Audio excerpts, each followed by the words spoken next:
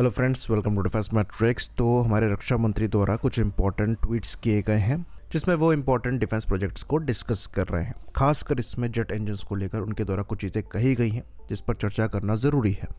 तो रक्षा मंत्री द्वारा ये चीज़ कही गई कि किसी भी जेट इंजन को डेवलप करने के लिए करीबन 25 साल तक समय लग जाता है, लेकिन इंडिया की जो सिचुएशन है उसमें हम इतना समय अफोर्ड नहीं कर सकते और 25 साल में से 20 साल हम निकाल चुके हैं, ये हमें मानकर चलना है। यानी कि जो भी जेट इंजन हमें डेवलप करना है उसके लिए हमारे पास खाली 5 साल का समय है और इंडिया इस चैलेंज को एक्सेप्ट करते हुए आगे बढ़ रहा है।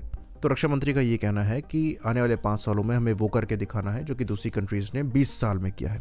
तो ये बात तो तय है कि अगर आपको 25 साल का काम 5 साल में करना है तो आप अकेले नहीं कर पाएंगे। आपको ऐसे पार्टनर्स चाहिए जिन्होंने वो 20 साल का काम कर रखा हो, जिनके साथ मिलकर आप ये 5 साल में काम को आगे बढ़ा पाएँ।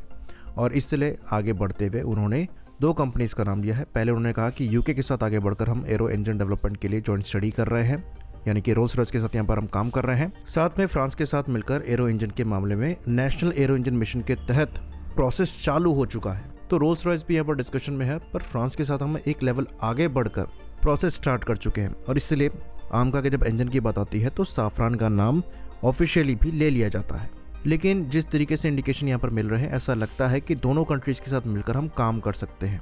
तो अब ये कैसे होगा, ये देखने वाली बात होगी, क्योंकि साफरान के साथ तो ऑलमोस्ट चीज़ें कंफर्म नज़र आ रही हैं। अगर आमका के इंजन के साथ हम आगे बढ़ रहे हैं तो रोल्स रॉयस का भी ऑफर काफ़ी अच्छा है।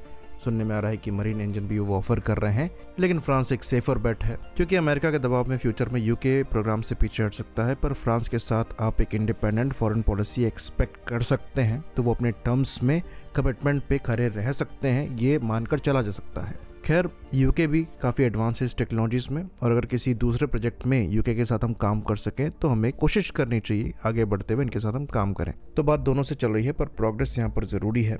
तो इस साल किसी भी हालत में, चाहे यूके के साथ चाहे फ्रांस के साथ मिलकर हमें आगे बढ़ना पड़ेगा, क्योंकि 5 साल का समय रक्षा मंत्री यहाँ पर ज़रूर बता रहे हैं, पर डेफिनेटली उससे ज़्यादा समय लगेगा डेवलपमेंट में।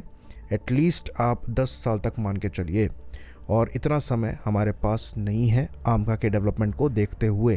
तो शायद इसी डिस्कशन की वजह से अभी फंड्स रिलीज नहीं किए गए हैं। तो करीबन $7 बिलियन के अप्रॉक्स यहाँ पर स्पेंड करे जाने हैं, और ये शायद इवैल्यूएशन में है कि किसके साथ हम आगे बढ़ते हैं।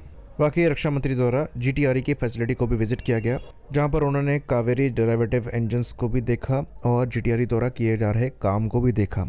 एक फ़ोटो यहाँ पर निकलकर सामने आई है जो कि काफ़ी ज़्यादा डिस्कशन में है। ये ब्लिस्क की हो सकती है, जो कि डेवलप किया जा रहा है कावेरी के वज़न को कम रखने के लिए। तो रक्षा मंत्री द्वारा GTRE को प्रेज भी किया गया, इनके काम की तारीफ़ करी गई। जो प्रोग्रेस करी जा रही है कावेरी के प्रोग्राम में, उसको लेकर भी यहाँ पर तारीफ़ करी गई है।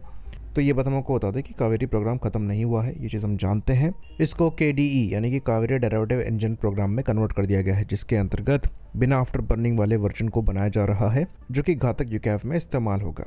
तो रक्षा मंत्री द्वारा एम्फेसिस दिया गया है 6th जनरेशन टेक्नोलॉजीज पर भी, और उन्होंने कहा है कि इस पर काम हमें अभी से चालू करना पड़ेगा।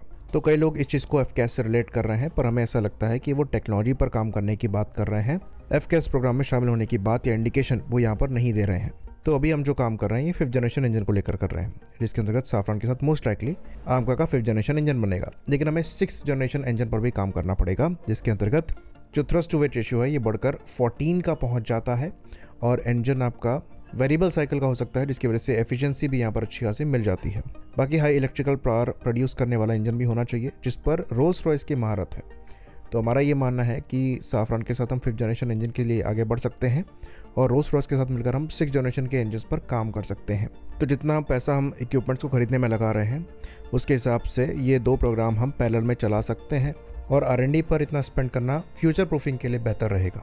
बाकी ज़रूरत है कि GTRE के टेस्टिंग इंफ्रास्ट्रक्चर को अच्छा खासा बूस्ट मिले, जिसके अंतर्गत फ्लाइंग टेस्ट बेड की डिमांड तो सबसे पहले है, फिर आइसोथर्मल प्रेसिंग भी इम्पॉर्टेंट है। तो यहाँ पर ज़रूरी इंफ्रास्ट्रक्चर भी चाहिए ताकि जो डोमेस्टिक आपकी ऑर्गेनाइजेशंस हैं वो प्रोग्रेस कर पाएँ। खैर, GTRE most likely 5th generation engine के डेवलपमेंट प्रोग्राम में पार्टिसिपेट करेगी, और साथ में हो सकता है कि कोई दूसरा प्लेटफॉर्म भी यहाँ पर एक जूनियर पार्टनर के रूप में शामिल हो। तो यहाँ पर मल्टीपल डॉट्स एग्जिस्ट करते हैं, पर अभी कोई क्लियर पिक्चर नहीं है। मोस्ट लाइकली आने वाले 2 से 3 महीनों में ये हमें दिख जाएगी।